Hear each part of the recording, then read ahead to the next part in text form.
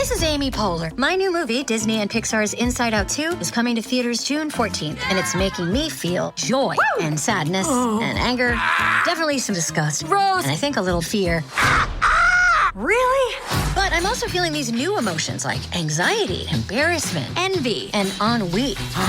It's what you call the boredom. Okay, that one was weird. It's gonna be the feel everything movie of the summer. Disney and Pixar's Inside Out 2, only in theaters June 14th. Get tickets now.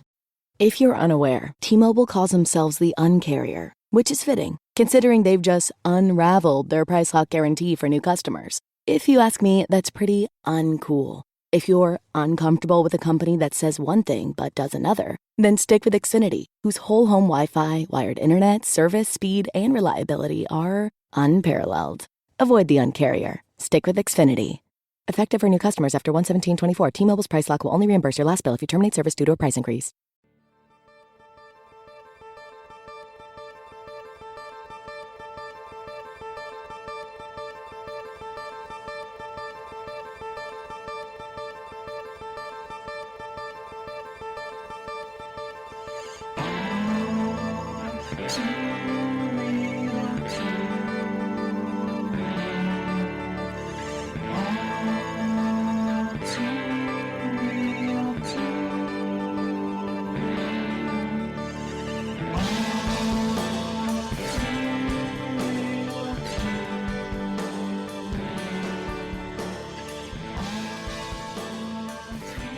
Okay, everybody, welcome to the latest episode of All Too Real 2. My name is Michael E. Cullen II, and with me, as always, is... Sesame, Mallory, and Carta. That's a great name. It's like, it's like very, regal. I like that word. Regal? Regal. Yes. Yeah, I like that. It's a regal name. It's like, you know, you're royalty. You're very posh and scary. It's and, also baby and ginger. And ginger. It's also, you know, wait. It's also very, you know, like like a young lady is growing up real fast, and you know that kind of thing. That's why I'm named that because I'm a young lady who's growing real fast. You are. I mean, since the last time we talked, you've grown into I've grown quite. You've grown quite a bit into a beautiful young woman. Yes. Unfortunately, now that means I got weird guys are trying to, you know, hit on me and stuff. But you know, whatever. Well, it is what it is. That's what comes with it, man. That's just what you got to deal with. No, wait, no. Yeah, no. So, No. anyways, shouldn't. Anyways, today on the show we are covering a very special episode of Family Ties, the NBC sitcom from the 80s. The episode is from season 1, episode 6, and it's called "Give Your Uncle Arthur a Kiss." And Yep. The one-line synopsis on the Internet Movie Database for this episode is: Mallory is hurt and confused after a close family friend makes a pass at her. Uh-huh. There's a little more to it, but yeah, anyways. There's Anyways, this episode was directed by Will McKenzie. It was written by Gary David Goldberg and Lloyd Garver, and it stars Meredith Baxter as Elyse Keaton, Michael Gross as Stephen Keaton, Michael J. Fox as Alex P. Keaton, Justine Bateman as Mallory Keaton, Tina Yothers as Jennifer Keaton, Saul Viscuso as Richard Jacobs, and David Spielberg as Arthur Press. Oh. Yes, I do not believe he's any relation to Steven Spielberg, but... Oh, damn it. Yeah, that'd have been interesting. But, yeah, so what were your initial thoughts here on this episode, Sesame?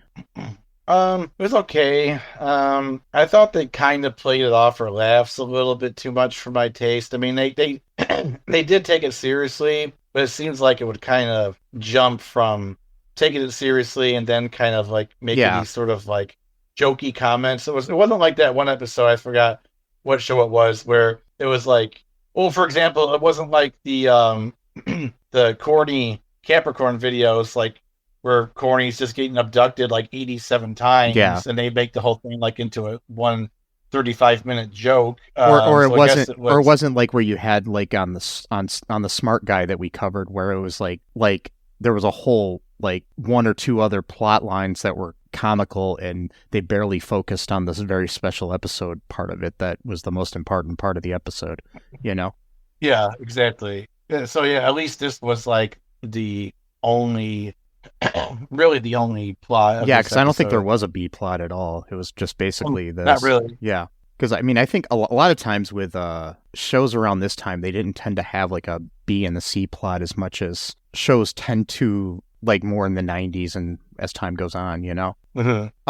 So, yeah, I enjoyed this episode. It's one of the more, I think, important episodes of Family Ties, which is one of my favorite sitcoms of all time. And, yeah, it's interesting. It was good.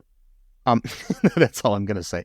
So what really goes down here in this episode? So Mr. Keaton, he works at a public broadcasting type of place, and they're doing like, their annual fundraiser, to make sure they have enough money to go for the next year. One of the guys is retiring. His name is Arthur. Oh, he's moving to another station, I guess. Yeah. Yeah, okay, yeah, so he's moving to another station. I wonder why. Maybe there's a backstory to that too. Anyway, but that's I'm getting ahead of myself. But they're moving him around like they do priests. Yeah, I'm starting to wonder if there's a whole nother subplot there. But so he's like a family friend called Uncle Arthur. So I guess he's really, really close with the family. The whole family goes there to kind of contribute in some way to the fundraiser. Everyone leaves. Yeah, it's one of those TV telethons that they have with all the PBS stations tend to have those. Yeah. Yeah, so everyone leaves to help with something, and then Mallory's just there by herself with this Arthur guy. The Arthur guy just starts acting really creepy towards her, like saying, like, look how much you've grown, that whole type of stuff, and you've turned into such a beautiful girl, or should I say, woman? And she's like, no, definitely a girl. Very, very little girl, Yeah, she's that. 15 years old. It's like, okay. Oh, it's right, yeah, because I actually had to replay that back a few times to make sure I heard it correctly. I mean, even 16 is too young, but like, I'm like, oh no, she definitely said 50. And then she's like, yeah, and then he's like, okay, before we, she's trying to just kind of, get her, skate around the awkwardness of it. And she's like, okay, maybe it's time to get doing some work or whatever. And he's like, oh, before we do that, why don't you, give your Uncle Arthur a hug or whatever. And so, she's like, oh, okay. And then, he hugs her like really, really tight. And then he kind of like pats, her butt a little bit. And she's like, whoa, that was kind of weird. One quick note though about this. So far, this is 2 episodes where there's a quote uncle character, whether biological or in some symbolic way, where they keep referring to themselves as the uncle in the third person. Why are they doing this? Uncle Ned, he keeps constantly calling himself Uncle Ned. This guy keeps calling himself Uncle Arthur. Both of them have some weird addiction of some kind. Ned, it's alcohol, and with Arthur, it's underage girls, and it's just like, what the fuck? I was around him. I think Ned's problem's a little bit better to have, Today, I was around a majority of my nieces and nephews, and not once did I refer to myself as Uncle Mike. Exactly. It's like, what the fuck? A couple of them did when they referred to me, because some of them call me Uncle Mike, some of them call me Mike. I don't really care, but you just like, it's just the way it is. But it's just, I don't care either. Yeah. It's just funny. But I never would be like, so Bryson, that's one of my nephews. Uncle Mike wanted to talk to you today. No, I never. It's just so, it makes things needlessly awkward and uncomfortable to do that. Like, I don't even. Like, there are a few times when I would refer to myself in a third person just as like, to see how it would sound, or just it just made me feel really uncomfortable, even just doing it to myself. Like, it's like that Sesame, that TV show Becker. There's a character named Bob on there who always referred to himself in the third person. He'd be like, like Bob wants some coffee, stuff like that and everything, and then. There was an episode, I've been watching it again, rewatching it recently, and there's an episode where Linda, one of the other characters, just says, Linda wants, or Linda something, she starts referring to herself in the third person, and everybody looks at her weird, and she's like, So Bob's the only one that can do it? So it's like... Right, exactly. That's another great show, Baxter. Yeah. It was good until the last couple of seasons, honestly. But when they maybe we'll address that show some other time. But when they unceremoniously fired Perry Farrell from it for some reason, and Terry Farrell, sorry, not Perry Farrell. Perry Farrell's the guy from from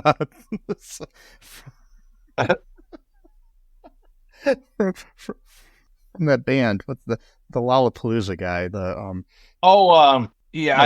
Porno for Pyros or something or whatever. I don't know what it was. One of those. Yeah, but it was also Jane's Addiction. Jane's Addiction. Yeah, that guy. Yeah, Terry Farrell is who I meant, but I said Perry Farrell.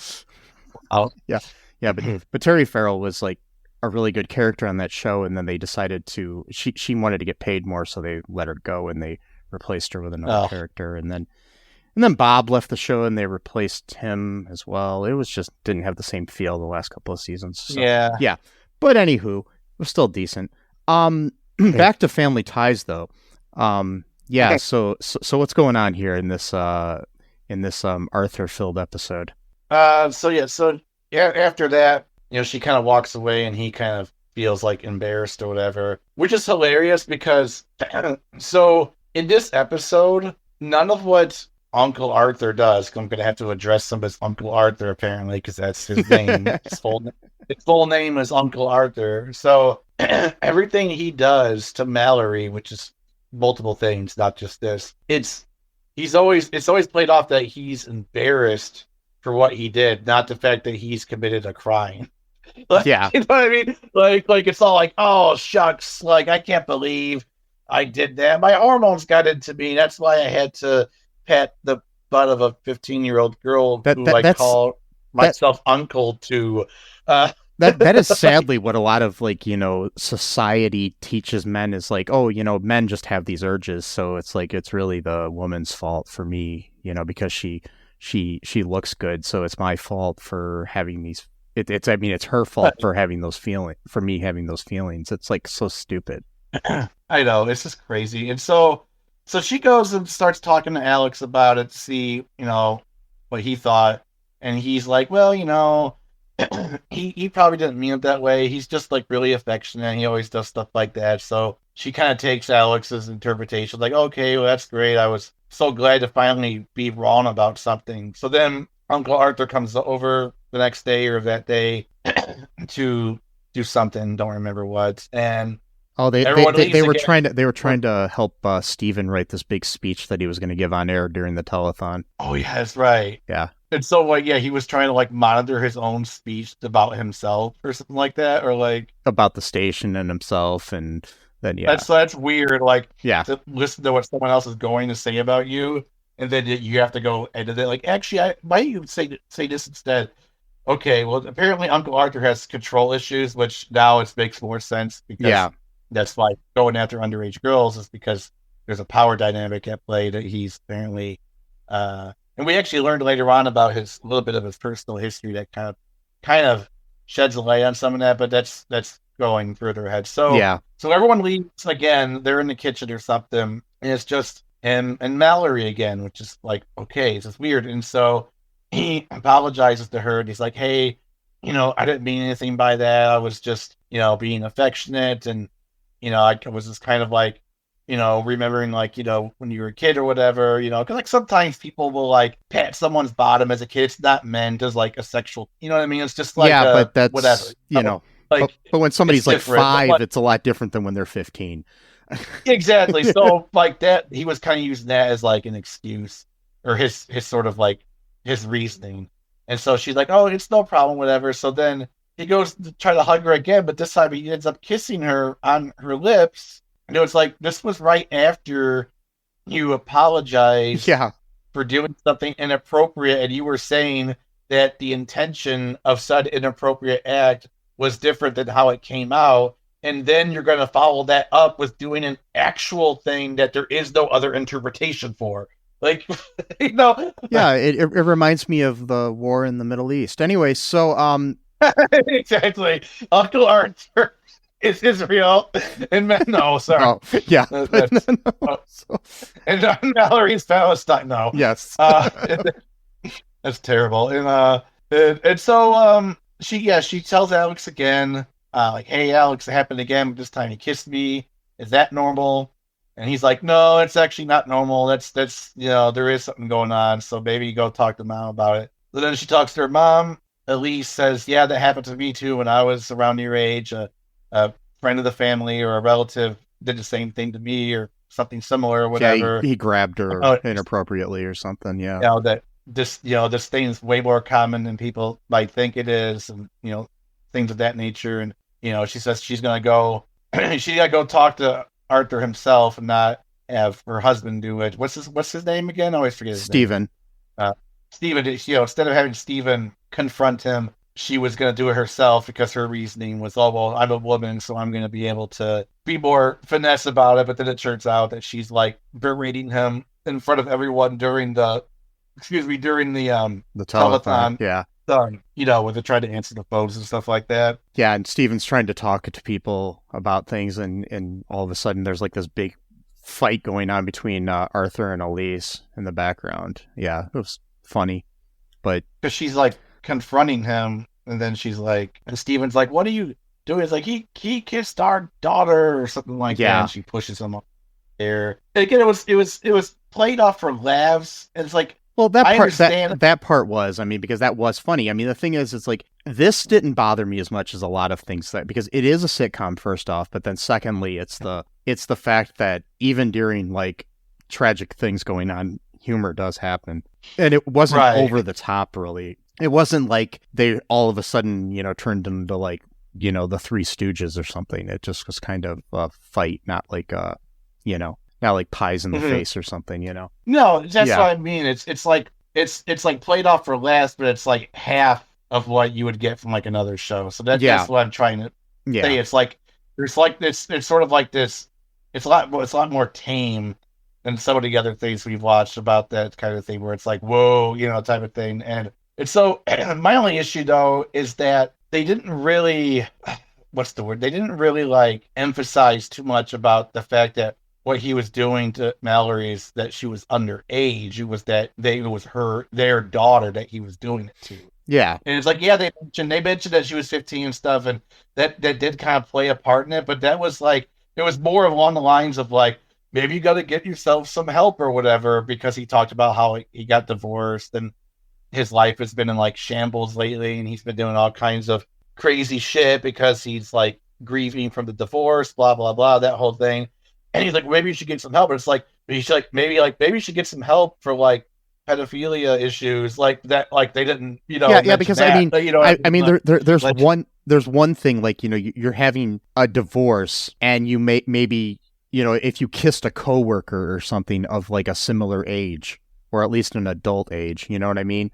Or somebody like that. But when you kiss a 15-year-old, that's a completely different thing, Like if he would have kissed Elyse or something, right? It'd have been a different story. But totally, but the issue here is the fact that Mallory is 15. It's like you can't, because I could almost not that I'd forgive it because obviously he's kissing his friend's wife if it were Elyse that he kissed, but at least Elyse is an adult, Yeah, and he's like around the same age and stuff. Yeah. Yeah. And the other weird thing about it too, that's even more creepy, and they did kind of play this off for laughs as well, which kind of maybe a bit uncomfortable, which again I understand it's a comedy and stuff like that, but where Alex is like, he used to give you baths when you were a baby, and she's like, well, I think he wants his old job back, and I'm like yeah, cringe, like like yeah, but yeah. I think he kind of did. I don't like it. But they never. Obviously they never utter the word pedophilia or pedophile in this episode. So it's like, no. Well, actually, Mike, you got it wrong. Okay, it's a HEBA file or whatever those idiots that'll try to explain it away. That's a libertarian joke. Yeah, like they're like, actually, Like there's like a running joke that libertarians are into like underage girls. I don't even know how true Yeah, that is, but they try to give the excuse that if they're not into kids under, that are younger than teens, but it's okay to be into teens for some reason, which is still completely disgusting. Yeah. But I always counter that with, I go, okay, well, wait a minute though. So if we're really gonna like be nitpicking about words here, like the technical, whatever. Well, when I was 17 and a half, hell, even when I was like 18, I was still seeing a pediatrician, and they were called pediatricians. They weren't called a pediatrician, or whatever. You know what I mean? Like, so, like, you know what I mean? Like, yeah, so it's like that is true because the word doesn't change for pediatrician.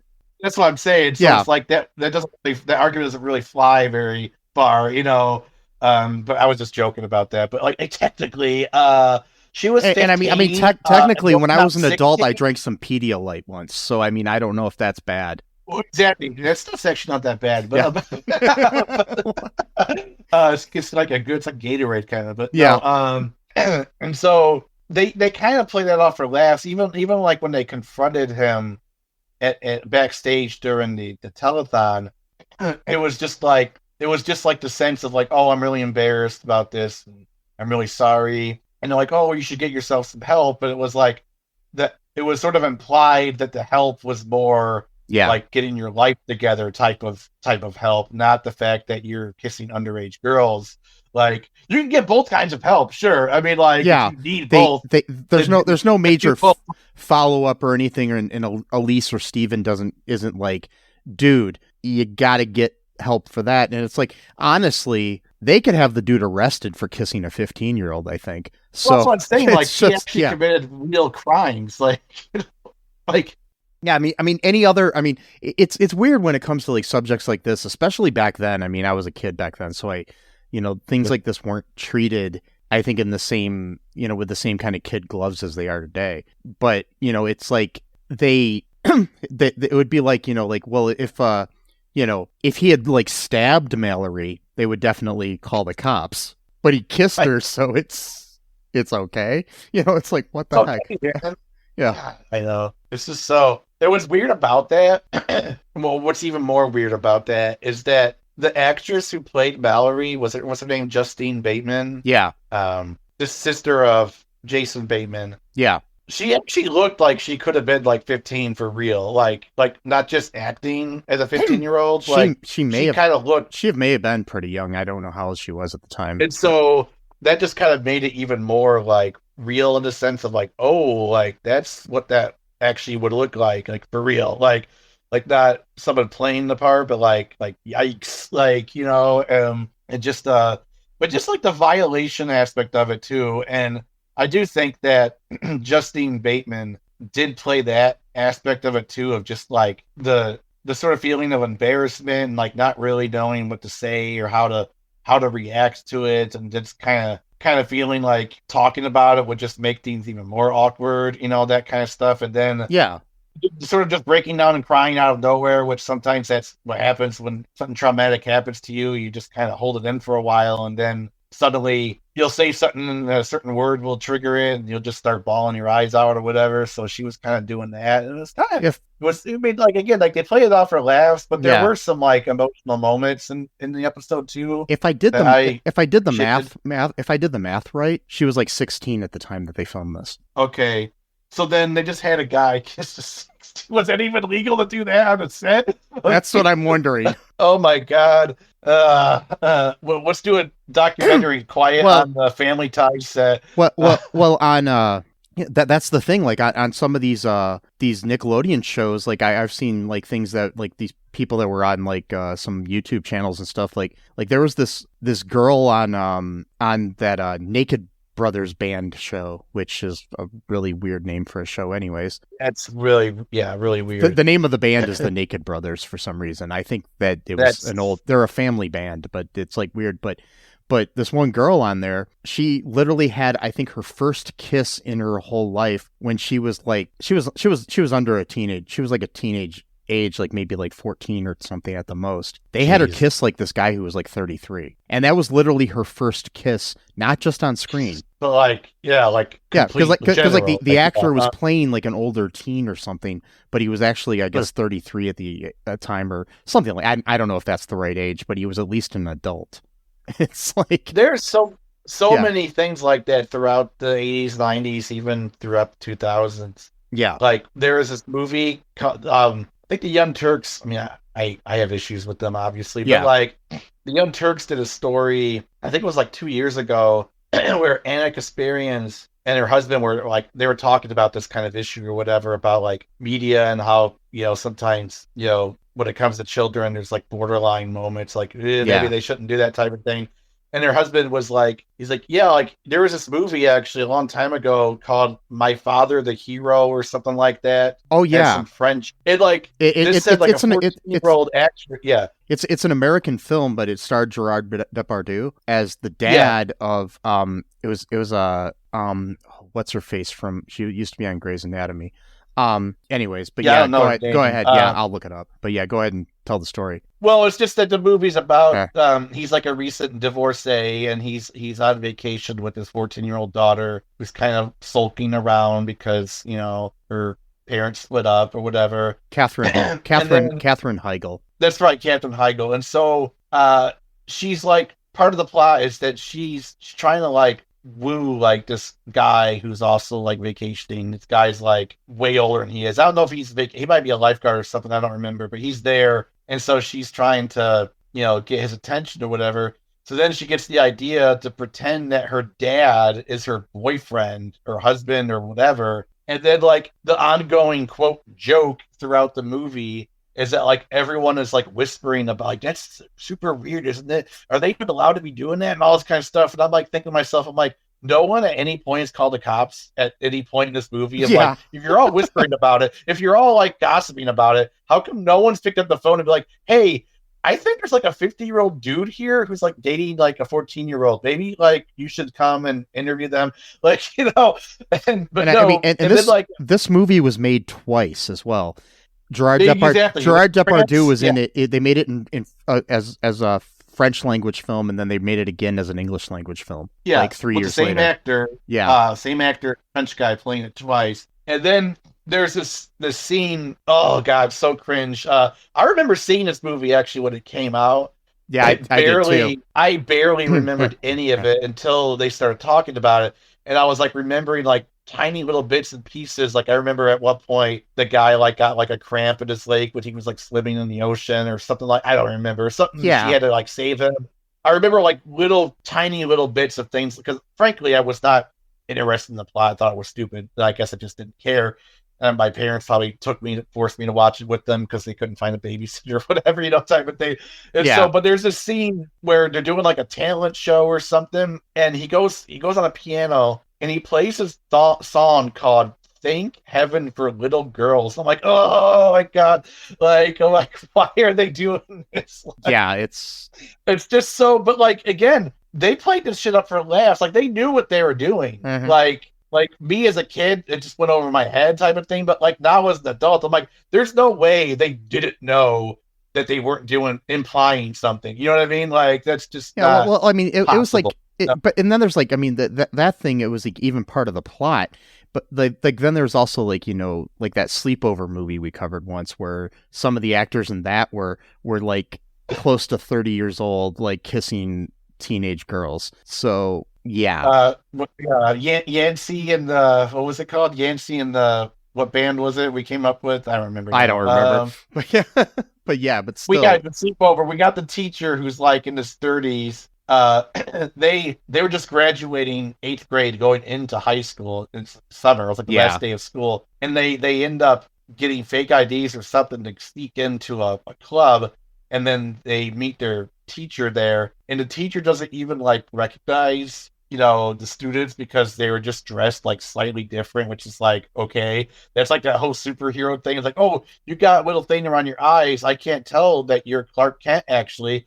You're not Clark, whatever, and so, but then like when he does recognize her, he's still like, wow, or whatever. Yeah, I mean, Dude. it's just, there's crazy stuff like that all over Hollywood. It's just, so like, I guess, something like Quiet on Set is a good thing that they are able to bring light to some of that. But like this plot to think about it though, this Uncle Arthur, I mean, David Spielberg was born in 1939, and Justine Bateman was born in 1966. And so that would be what, 27 years older or something like that? Yeah, or... something like that. Yeah. So I'm not good at math, me either. So math. It's like, yeah.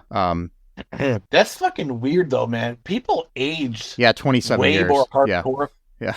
People age way more hardcore back than they do now. I was thinking that guy was like at least 40 years older than she was. You know what I mean?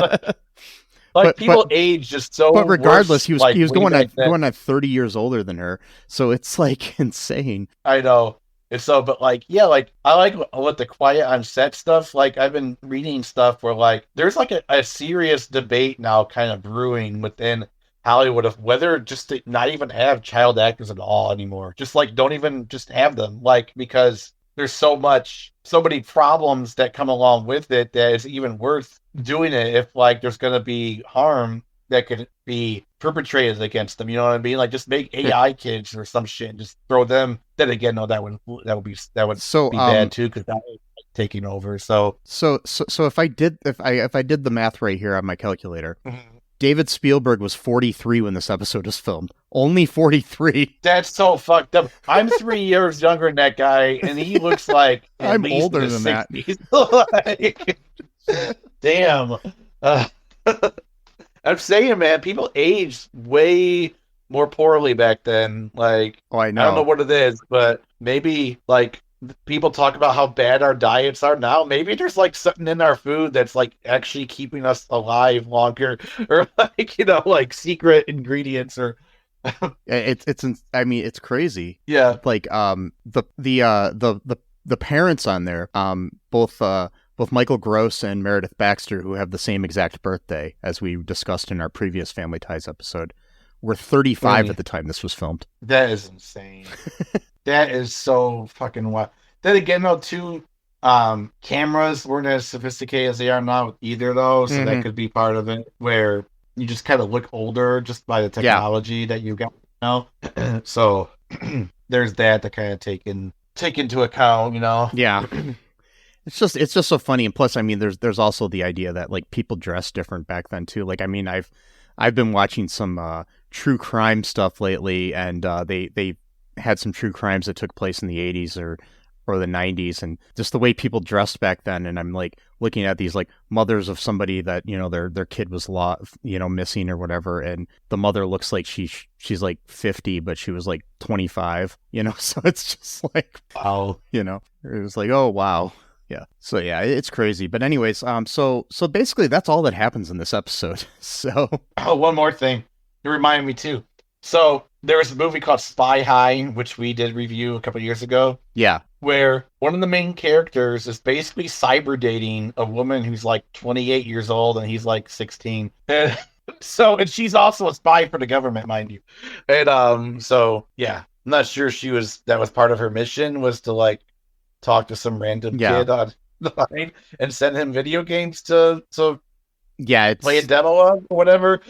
It's insane. I was looking up some trivia about this episode, and Justine Bateman was like a big outspoken person, and still is, about the Me Too movement. And she said she called this a landmark episode because it handled a sensitive topic in 1982, long before the Me Too movement of 2017. Oh yeah, definitely. So yeah, she brought this up when she was talking about Me Too stuff, which, I mean, it's good that this came out early, but it's too bad that people didn't look into this in the real world and see people like Harvey Weinstein and others doing the shit that they were doing to people, so yeah, totally. Not to mention, like right around this time, you had Brian Peck, who was like one of the focal points of Quiet on Set, working on another show that was similar to this called Growing Pains. So it's like, yeah, and a lot of different shows too. Yeah, crazy, man, it's crazy stuff. Yeah, so it's crazy, and I mean,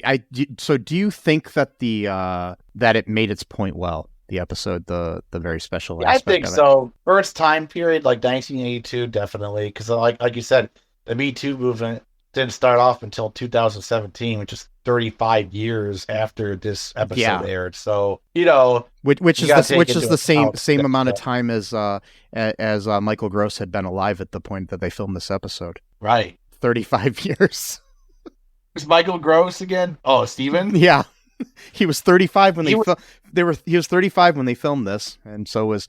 Oh, so, I thought you meant the character was 35. I didn't know the actor was 30. Yeah. That's insane. Yeah, no, Holy shit. Yeah, he and Meredith Baxter were both 35 when they filmed this because they both have the same exact Look like birthday. they're in their late 40s. Yeah. Like I was thinking like 47, like, 48 maybe, like. But still, the amount of time that passed between this episode and the Me Too movement is the same amount of time that Michael Gross had been alive when they filmed this. So yeah, that's just crazy.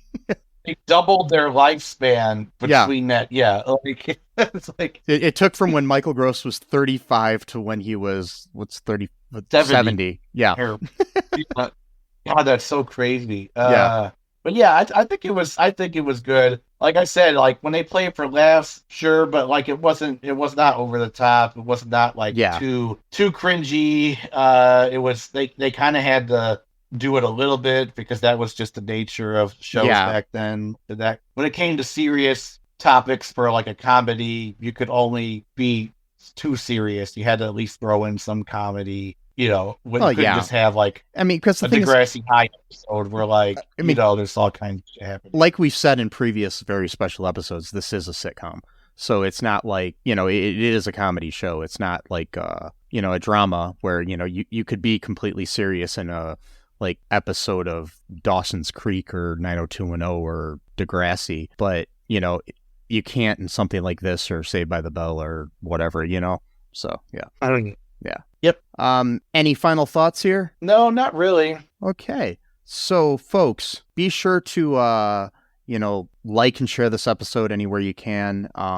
Give us a 5-star review on the Apple Podcast and the Spotify and whatever else there is that you can do that on. Just be sure to share with your friends. And, we have merch. You know that? Yeah. We have merchandise for the show. Yes. You know that? I know. You do? That we have merch. I think so. Where can people find it? We should do some new merch. Yeah, we should. Where we give advice because we're an advice podcast now, according to one of our fans, and so we can give like bits of advice on like a T-shirt or like a coffee mug or something like that. Or, I got some advice right now. What's that? Wear suntan lotion if you're outside or something like that. Okay, it's important. Yes. Wear suntan lotion. Yeah, it's like that one song that graduation speech song or whatever that came out a long time ago. So the I know what you're talking about. Yeah, I can't remember the name of the song. It was something about suntan. But you can find our merch on our TeePublic store. It's the Cullen Park store on TeePublic. We've got lots of cool stuff on there. Also, we have a Patreon. Yes, we do. We have a Patreon. And you can help support the show there, too. The links for both the TeePublic and the Patreon are in our show notes or at all2real2.com, which is another place you can go to find information about our show. Also, a good way to help spread the word about our show is just go on Facebook, tell people to, listen to us. Go, if you see somebody walking down the street, get out of your car, just leave it wherever it is and walk up to them and be like, hey, you got to listen to All Too Real 2. Your car might get hit or whatever, but that's okay because wait, don't do that. It's worth it. It's worth it. Yeah. For us. Yeah. Not really. Enough. No, don't do that, folks. Don't. Yeah. I don't want to be responsible for your car getting hurt or a person or a dog or a pigeon. Yeah. Especially a pigeon. So, do that. But if you want to, buy a billboard in the downtown of your city that says listen to All Too Real 2 and check us out at all2real2.com. Those are some things you can do to help us. Write your Congress people. Well, wait. I'm not sure about that one, but I mean, they never you know, answer anybody without except for a boilerplate, form letter. But anyways, yeah, of course. Yeah. We're very interested in what you have to say. yeah. Thank you for reaching out to me. But if you want to, and if you do need advice from us, send us your questions to mike@cullenpark.com, and maybe we'll answer them in a future episode. We can give you our advice, but you don't have to take it, and you probably shouldn't. And Yeah, because neither of us are qualified to give advice. not at all. I just told people to abandon their cars in the middle of the road and tell people to listen to our podcast. So I'm just saying, So anyways, folks, be good to each other. Don't be a troll on the internet because those are bad. And until next time, folks, just remember this. I love you. Uncle Arthur is a creep. Yeah. Sesame loves you. And until next time, bye-bye. Thanks for listening to All Too Real 2 podcast, a Cullen Park production. Produced and edited by Michael E. Cullen II. Music by Matthew Hawes. Subscribe and share the show. Visit us at cullenpark.com.